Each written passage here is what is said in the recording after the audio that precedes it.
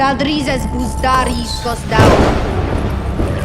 King Jaehaerys announced his intent to convene a great council to discuss, debate, and ultimately decide the matter of succession.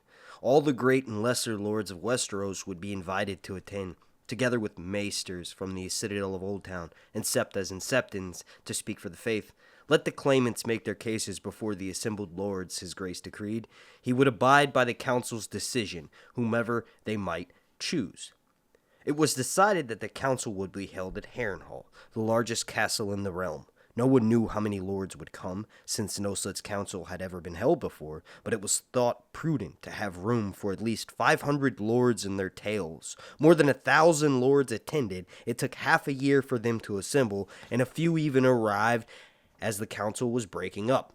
Even Harrenhal could not contain such multitudes, for each lord was accompanied by a retinue of knights, squires, grooms, cooks, and serving men. Tywin Lannister, lord of Casterly Rock, brought 300 men with him. Not to be outdone, Lord Mathos Tyrell of Highgarden brought 500. The Great Council deliberated for 13 days. The tenuous claims of 9 lesser competitors were considered and discarded. One such, a hedge knight who put himself forward as a natural son of King Jaehaerys himself, was seized and imprisoned when the king exposed him as a liar. Archmaester Aegon was ruled out on account of his vows, and Princess Rhaenys and her daughter on account of their sex, leaving the 2 claimants with the most support, Viserys Targaryen, eldest son of Prince Balon and Princess Alyssa, and Laenor Velaryon, the son of Princess Rhaenys and grandson of Prince Aemon. Viserys was the old king's grandson, Laenor his great-grandson. The principle of primogeniture favored Laenor, the principle of proximity, Viserys. Viserys had also been the last Targaryen to ride Balerion, though after the death of the Black Dread in 94 AC, he never mounted another dragon, whereas the boy Laenor had yet to take his first flight upon his young dragon, a splendid gray and white beast he named Sea Smoke. But Viserys' claim derived from his father, Laenor's from his mother. In accordance with his own wishes and the decision of the Great Council of 101, his grandson Viserys succeeded him, mounting the Iron Throne as Viserys I Targaryen. At the time of his ascent, King Viserys was 26 years old. He had been married for a decade to a cousin, Lady Aemma of House Arryn, herself a granddaughter of the old king, and the good Queen Alicent through her mother, the late Princess Daella. Lady Aemma had suffered several miscarriages and the death of one son in the cradle over the course of her marriage. But she had also given birth to a healthy daughter, Rhaenyra. The new king and his queen both doted on the girl, their only living child. Now, we kind of know where the story picks up from there. Obviously, Aemma dies, trying to give birth to another one of King Viserys' sons, and then he eventually marries Alicent and has multiple children with her, male heirs. In this video, I want to discuss, well, I kind of just did, but I want to discuss in a bit more detail what kicked off Dance of the Dragons, as well as some theories from the main books that actually tie into this series that I'm hoping we kind of get some answers to. Please, if you enjoy my content, slap a like on it, and then make sure you're subscribed. So that way, you'll get a notification every single time I drop a video throughout the wait for House of the Dragon Season 1, or throughout the wait for Winds of Winter, or as it's referred to on this channel, the Long Nights.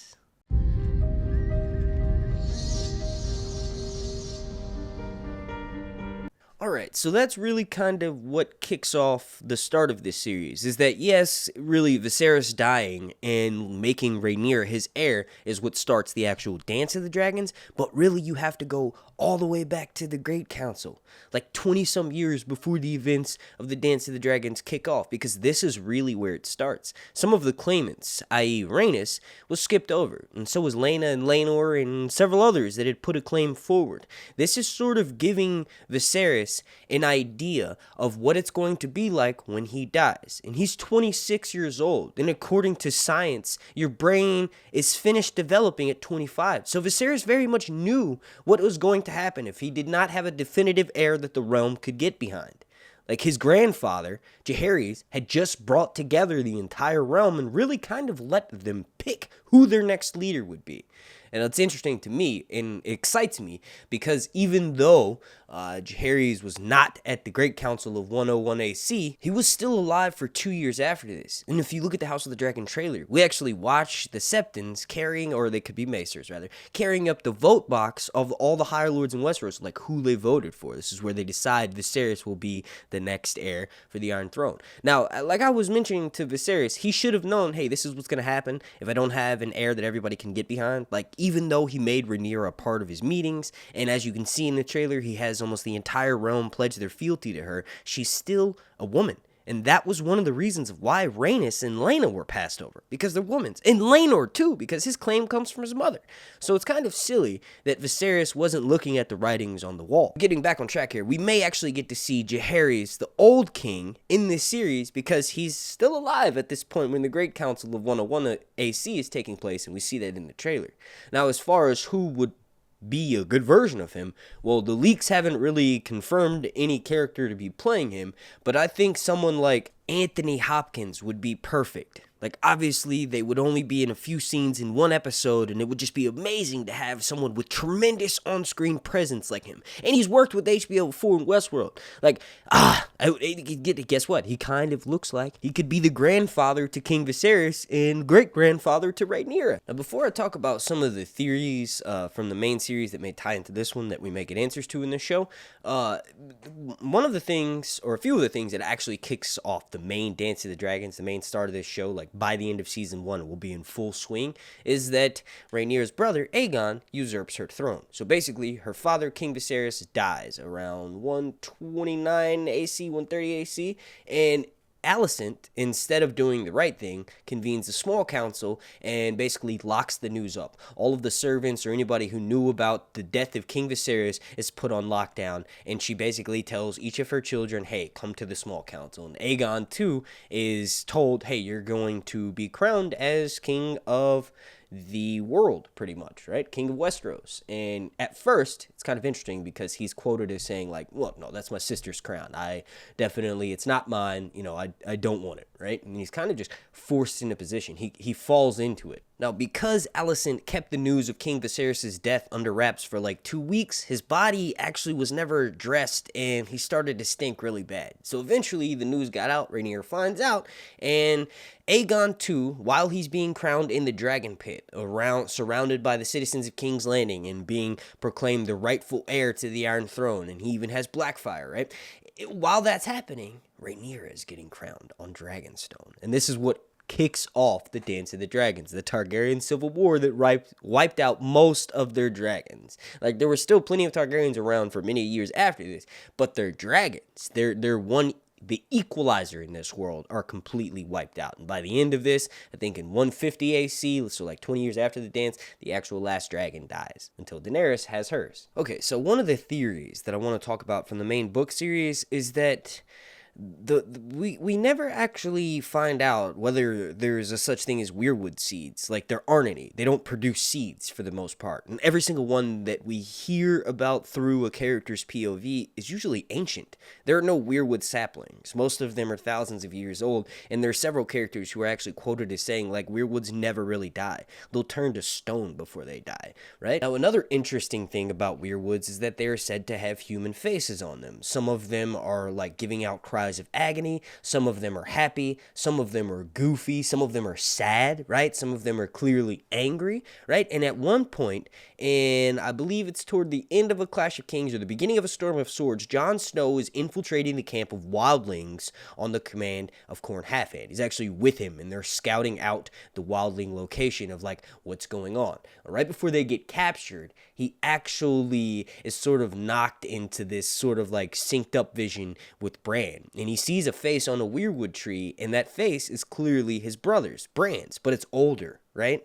And Breanne sort of unlocks his warging abilities at this point because he touches Jon Snow's forehead, and he's kind of trying to open his eyes. Like, Jon Snow has a conversation with him, and it's very clear that Breanne is somehow time traveling from the future to talk to Jon Snow and awaken his abilities. So if it's possible to time travel in a weirwood tree, one of the most crazy things about this story, Dance of the Dragons, right, is that towards the end of it, Aemon and Daemon are seeking each other out in the Riverlands. Daemon is at Harrenhal, and he knows he's being watched by his nephew, so he slashes at the Weirwood tree.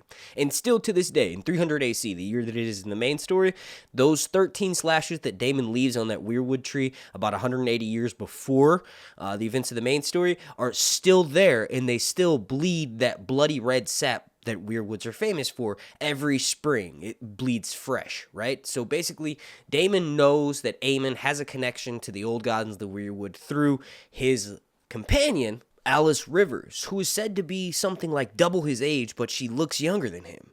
And she's one of the people that are at Harrenhal when Aemon takes it with Kristen Cole. And everybody else is sort of able to avoid her charms, because when Daemon has Harrenhal, you never hear of Daemon mixing and mashing it with Alice Rivers.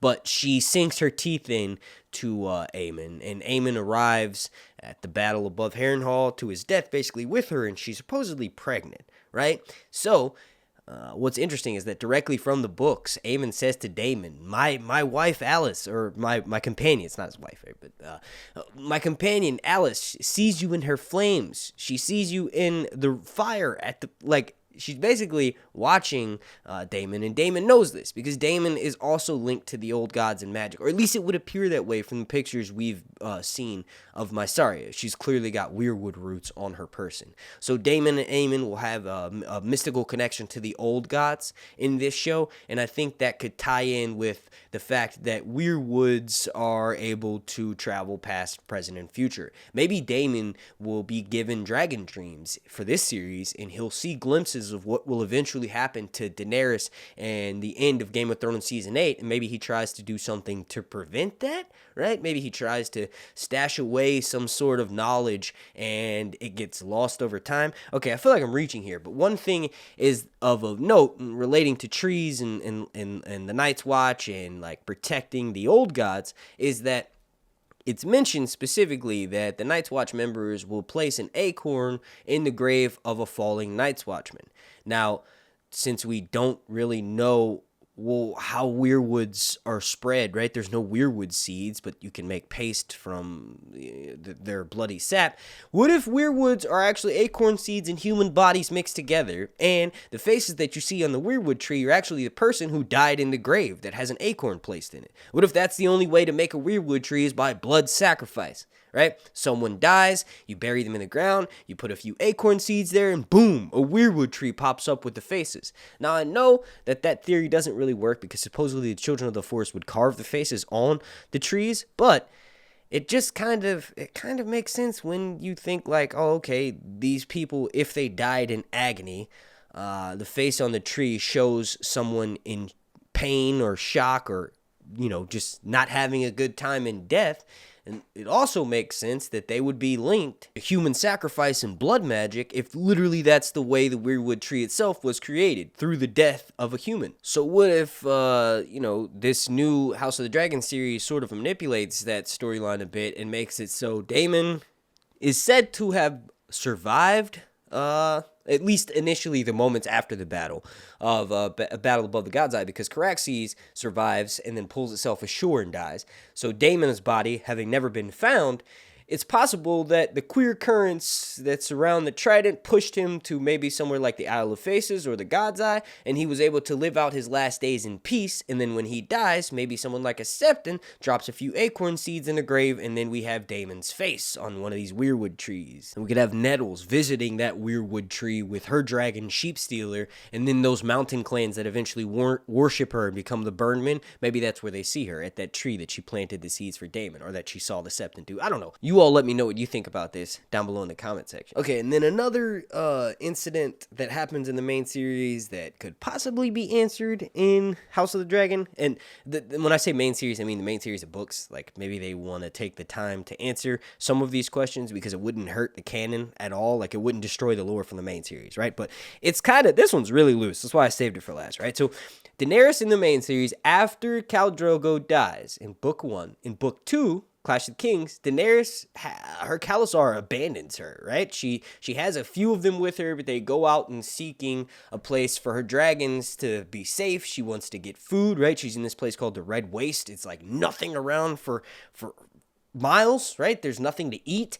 And then she eventually discovers this place named Vase Teloro. And in it, it's an abandoned city that was most likely sacked by the Dothraki, right? So Daenerys shows up with a few Dothraki and Jorah and her dragons, right? And they find wells, they find fruit-bearing trees in this abandoned city, and Daenerys decides, hey, this was actually kind of a good spot to sort of sit up and send out envoys and scouts to go figure out what the hell is around us, right? Maybe they can pick up the tracks of another Khalasar coming to take her out, right? She's got 3 dragons. So when she does this, she sends 3 Blood Riders to explore the area around Vase Teloro.